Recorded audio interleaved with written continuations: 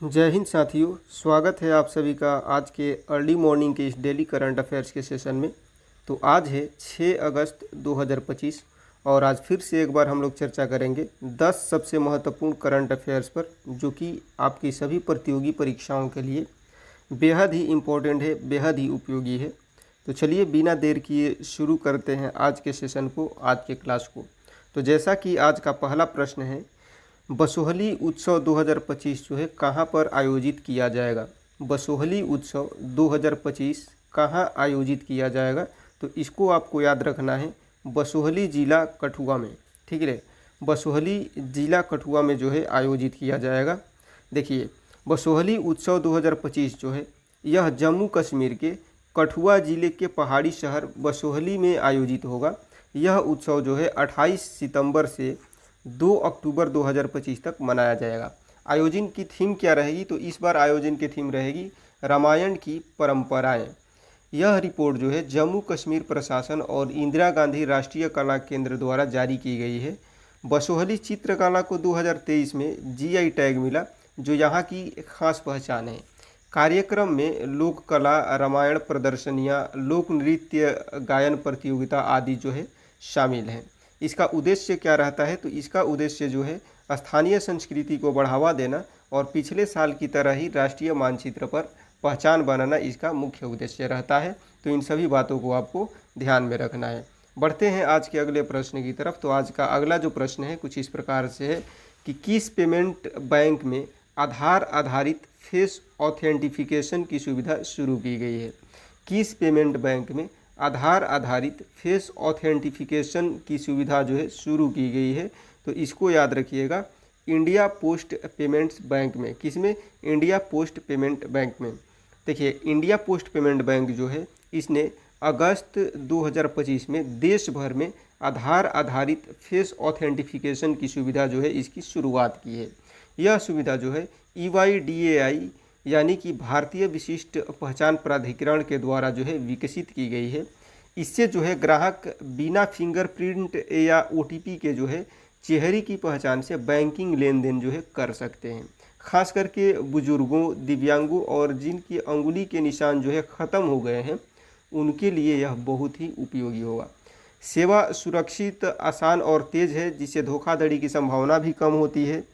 IPP यानी कि Indian post payment bank जो है ग्रामीण और दूर दराज क्षेत्रों में बैंकिंग सुविधाओं को अधिक सुलभ बनाने का कार्य करता है। यह डिजिटल इंडिया और वित्तीय समावेशन के लिए जो है भारत सरकार की बड़ी पहल का हिस्सा है। तो इसको आपको ध्यान में रखना है। और बढ़ते हैं अगले प्रश्न की तरफ। तो आज का अगला जो प्रश्न है कि भारत का पहला make in India green hydrogen plant जो है कहाँ शुरू हुआ है। भारत का पहला make in India green hydrogen plant जो है कहाँ पे शुरू हुआ है, तो इसको याद रखिएगा, कांडला गुजरात में ये जो है शुरू हुआ है। देखिए, भारत का पहला जो है make in India green hydrogen plant जो है गुजरात के कांडला स्थित दीनदयाल पोर्ट प्राधिकरण में शुरू हुआ है। यह प्लांट जो है पूरी तरह से भारतीय तकनीक से बना है। इसमें जो है मेक इन इंडिया इलेक्ट्रोलाइजर का जो है प्रयोग हुआ है। प्लांट की शुरुआती क्षमता 1 मेगावाट है। भविष्य में इसे 10 मेगावाट तक बढ़ाया जाएगा। इसका उद्घाटन जो है केंद्रीय पोत परिवहन मंत्री सर्बानंद सोनोवाल ने किया। यहाँ बनने वाला ग्रीन हाइड्रोजन बसों, स्ट्रीट लाइट व पोर्ट कार्यों में इस्तेमाल होगा। बंदरगाह का डीकार्बनाइजेशन बढ़ेगा। यह भारत की नेशनल ग्रीन हाइड्रोजन मिशन और नेट जीरो लक्ष्य की दिशा में जो है बड़ा कदम है। ग्रीन हाइड्रोजन के उत्पादन के मामले में भारत अब दुनिया में अग्रणी देशों की कतार में आ गया है। आज के अगले प्रश्न की अगर बात की जाए तो किस राज्य को जो है देश में सबसे अधिक अंगदान का पुरस्कार मिला है। किस राज्य को देश में सबसे अधिक ऑर्गन डोनेशन यानी कि अंगदान का पुरस्कार मिला है, तो इसको याद रखिएगा, तेलंगाना को। किसे मिला है? तेलंगाना को। देखिए, तेलंगाना जो है इसको सबसे अधिक अंगदान करने वाला राज्य घोषित किया गया है और केंद्र सरकार द्वारा राष्ट्रीय अंगदान दिवस 2025 पर इसे सम्मानित भी किया गया। तेलंगाना में 2024 में सबसे अधिक मृतक जो है अंगदान दर्ज हुए। अंगदान दर जो है 4.88 प्रति मिलियन जनसंख्या रही, जो देश में सबसे ज़्यादा है। यह उपलब्धि जो है राज्य के जीवनधन कार्यक्रम की वजह से मिली। पुरस्कार भारत सरकार की संस्था नोटो यानी कि national organ and tissue transplant organisation के द्वारा दिया गया। तमिलनाडु को सर्वश्रेष्ठ राज्य का पुरस्कार भी मिला, लेकिन सर्वाधिक अंगदान दर जो है तेलंगाना में रही। विश्व स्तर पर भारत जो है अंग प्रत्यारोपण संख्या में तीसरे स्थान पर है, अमेरिका और चीन के बाद में। इस पुरस्कार का उद्देश्य क्या रहा? तो इस पुरस्कार का जो उद्देश्य है अंगदान के प्रति जागरूकता और क्षमता दोनों को नेशनल लेवल पर बढ़ाना जो है इसका मुख्य उद्देश्य है। तो इन सभी बातों को आपको ध्यान में रखना है। बढ़ते हैं आज के अगले प्रश्न की तरफ। तो आज का अगला प्रश्न है कि किस आईआईटी परिसर में भारतीय सेना अनुसंधान प्रकोष्ठ जो है अग्नि शोध की स्थापना की गई है? किस आईआईटी परिसर में जो है भारतीय सेना अनुसंधान प्रकोष्ठ जो है अग्नि शोध इसकी स्थापना की गई है? तो इसको याद रखिएगा, आईआईटी मद्रास में। कहाँ पे? आईआईटी मद्रास में। देखिए, भारतीय सेना जो है इसने अग्नि शोध नामक अनुसंधान प्रकोष्ठ की स्थापना आईआईटी मद्रास परिसर में की है। इसका उद्घाटन सेना प्रमुख जो है जनरल उपेंद्र द्विवेदी इन्होंने अगस्त 2025 में किया। अग्नि शोध का उद्देश्य जो है रक्षा के क्षेत्र में अत्याधुनिक शोध और नवाचार को बढ़ावा देना है। यह सेल आधुनिक उपकरण, एआई, रोबोटिक्स और ड्रोन तकनीक जैसे क्षेत्रों पर शोध करेगा। सेना के 5 स्तंभों की परिवर्तन रणनीति में आधुनिकीकरण और तकनीकी समावेशन को मजबूत करेगा। प्रोजेक्ट का उद्देश्य जो है सेना और शैक्षणिक जगत के बीच में सेतु बनाना और शोध को रक्षा क्षेत्र की ज़रूरतों से जोड़ना है।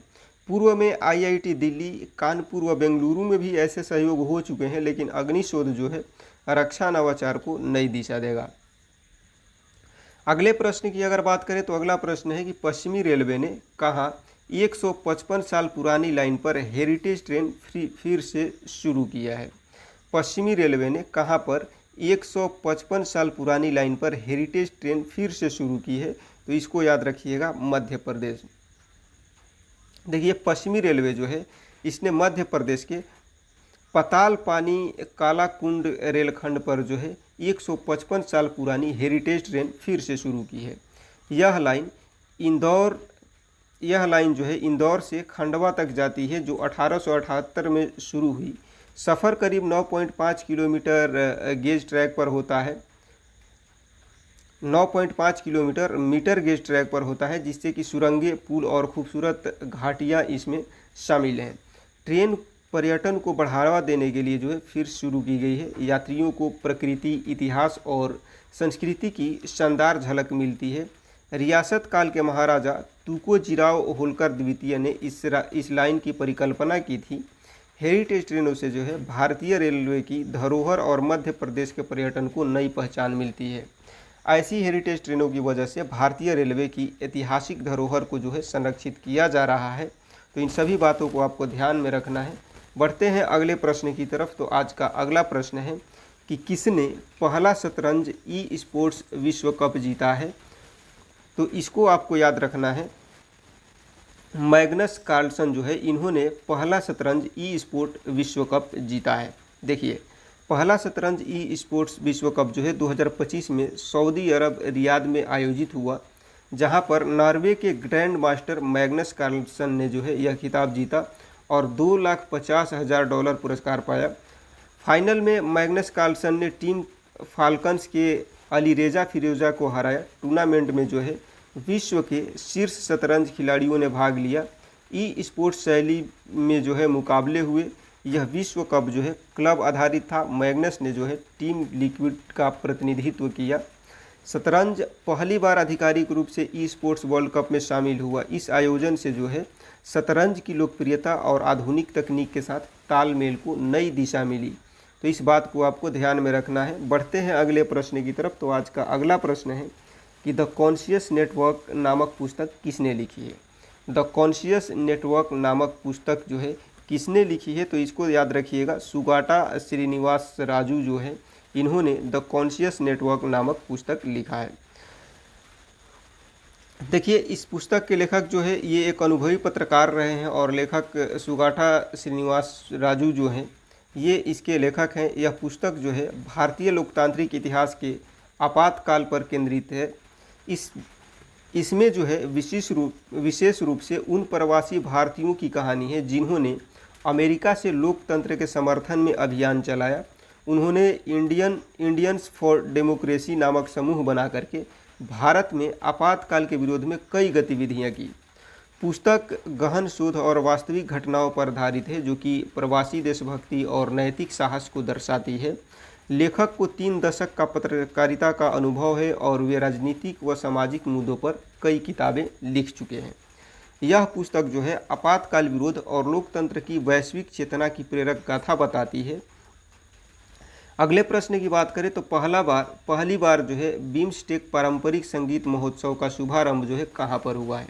पहली बार बिम्स्टेक पारंपरिक संगीत महोत्सव का शुभारंभ कहाँ पे हुआ है, तो इसको याद रखिएगा, नई दिल्ली में। कहाँ पर? नई दिल्ली में। देखिए, पहली बार बिम्स्टेक पारंपरिक संगीत महोत्सव जो है 4 अगस्त 2025 को नई दिल्ली के भारत मंडपम में शुरू हुआ। इसमें जो है बिम्स्टेक के सभी 7 सदस्य देशों, जो कि भारत, बांग्लादेश, भूटान, म्यांमार, नेपाल और श्रीलंका और थाईलैंड के कलाकारों ने भाग लिया। महोत्सव का उद्घाटन जो है भारत के विदेश मंत्री डॉक्टर एस जयशंकर ने किया। यह आयोजन भारतीय सांस्कृतिक संबंध परिषद के द्वारा किया गया। इसका उद्देश्य जो है संगीत के जरिए सदस्य देशों के बीच सांस्कृतिक सहयोग और विरासत को मजबूत करना है। इस कार्यक्रम की घोषणा प्रधानमंत्री नरेंद्र मोदी ने अप्रैल 2025 के बिम्स्टेक शिखर सम्मेलन में की थी। भारत ने पहली बार इस तरह का क्षेत्रीय संगीत उत्सव आयोजित करके क्षेत्रीय सॉफ्ट पावर और सांझी संस्कृति को बढ़ावा दिया है। तो इन सभी बातों को ध्यान में रखना है। बढ़ते हैं आज के अगले और आखिरी प्रश्न की तरफ। तो आज का अगला और आखिरी प्रश्न है कि किसे जो है बिहार का नया मुख्य सचिव नियुक्त किया गया है। किसे बिहार का नया मुख्य सचिव नियुक्त किया गया है, तो इसको आपको याद रखना है। प्रत्यय अमृत जो है, इनको बिहार का नया मुख्य सचिव नियुक्त किया गया है। देखिए, बिहार सरकार जो है इन्होंने 1991 बैच के IAS अधिकारी प्रत्यय अमृत को नया मुख्य सचिव नियुक्त किया है। वे 1 सितंबर 2025 से पदभार ग्रहण करेंगे। अमृतलाल मीणा के रिटायरमेंट के बाद में नियुक्ति का आदेश 4 अगस्त 2025 को अधिसूचना के जरिए जारी किया गया। प्रत्यय अमृत जो है फिलहाल बिहार के विकास आयुक्त और अतिरिक्त स्वास्थ्य आपदा प्रबंधन विभाग के अपर मुख्य सचिव हैं। उनकी गिनती बिहार के सबसे ईमानदार, नवाचारी और प्रभावशाली अफसरों में होती है। विद्युत, सड़क, स्वास्थ्य, आपदा प्रबंधन आदि क्षेत्रों में कई सुधारात्मक योजनाओं के लिए यह प्रसिद्ध है। उन्हें 2011 में प्रधानमंत्री पुरस्कार समेत कई प्रशंसनीय सम्मान जो है मिले हैं। पिछले क्लास में मैंने आपसे एक प्रश्न पूछा था कि हाल ही में किस मंत्रालय ने अपना घर पहल की शुरुआत की है, तो उसका सही जवाब था पेट्रोलियम और प्राकृतिक गैस। तो आज का आपके लिए प्रश्न है कि डॉक्टर सलीम अली पक्षी विहार जो है कहाँ पर स्थित है। इसका जवाब आपको कमेंट सेक्शन में बताना है कि ये केरल में है, बिहार, गोवा या तमिलनाडु। डॉक्टर सलीम अली पक्षी विहार जो है कहाँ पे है, केरल, बिहार, गोवा या फिर तमिलनाडु में। इसका जवाब आप कमेंट सेक्शन में कमेंट करके बताइएगा। तो आज से क्लास कैसा लगा कमेंट सेक्शन में मेंशन करना ना भूलें। अगर अच्छा लगा हो तो लाइक करें, हेल्पफुल लगा हो तो दोस्तों को शेयर करें। और यदि आप हमारे चैनल पर नए हैं, आपको लगता है कि हम आपके प्रतियोगी परीक्षा की तैयारी को और बेहतर बना सकते हैं, तो चैनल को सब्सक्राइब करना ना भूलें। मिलते हैं नेक्स्ट वीडियो में, तब तक के लिए सबको जय हिंद।